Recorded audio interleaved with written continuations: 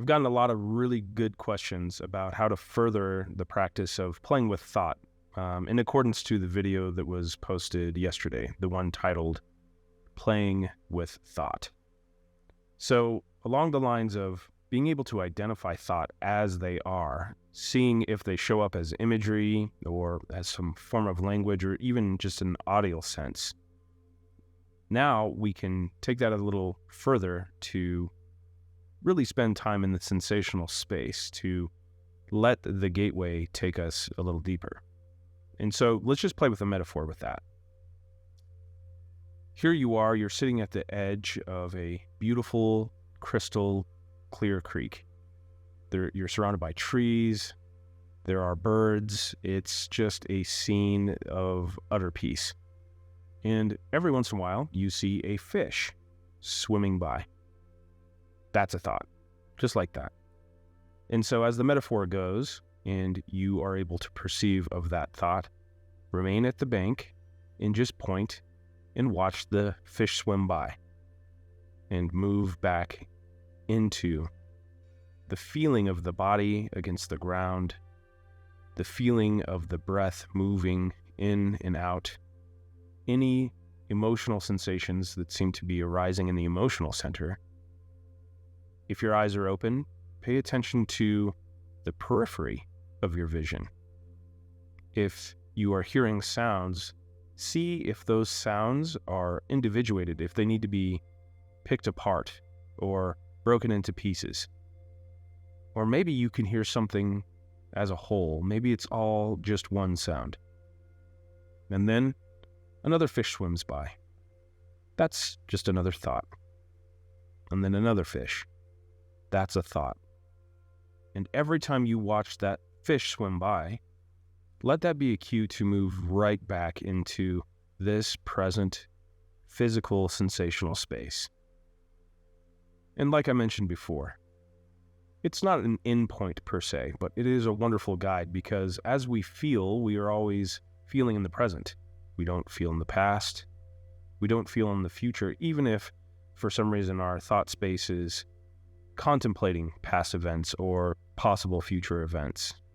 Still, the sensational space is happening right now. It is immediate, it is direct, and it is completely present. So let's say you find yourself in the creek, attempting to grab the fish, which is kind of a funny image altogether. Of course, you're not able to grab that fish. And so, once you catch yourself in the creek, maybe you're a little wet, maybe it's a little cold, grabbing and desperately attempting to grasp that fish. At that very instant, you have the opportunity to stand up and gently walk back to the bank of this crystal clear creek and have a seat. And then continue to point out the fish as they swim by. And you might find that fish are swimming in schools or one by one. That's also okay. Point to each fish and let that be a cue to be here now, to breathe, to feel, to just let it remain simple, present, and not broken into pieces, yet something kind of formless, something moving, changing, and not understood. No tangible platform to land on. And maybe, for some of you, the creek seems to be filled to the brim with fish. So be it. You might find that every time you point a fish out, there seems to be a little gap between that fish and the next fish.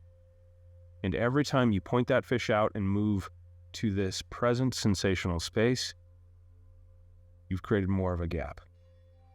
Just continue doing so, paying attention to the simple aspects of how you breathe, the sensations that are arising in the emotional center, the sensations that are arising in the extremities, and just allow that focus to soften, and just keep pointing out the fish.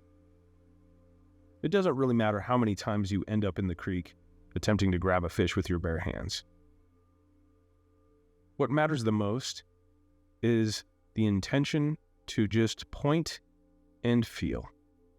point and feel. Point and feel. And you may begin to notice that the gaps begin to get wider and wider as you begin to point and feel until there seems to be nothing but presence here at the edge of your crystal clear creek. Point. Feel. It really can be that easy.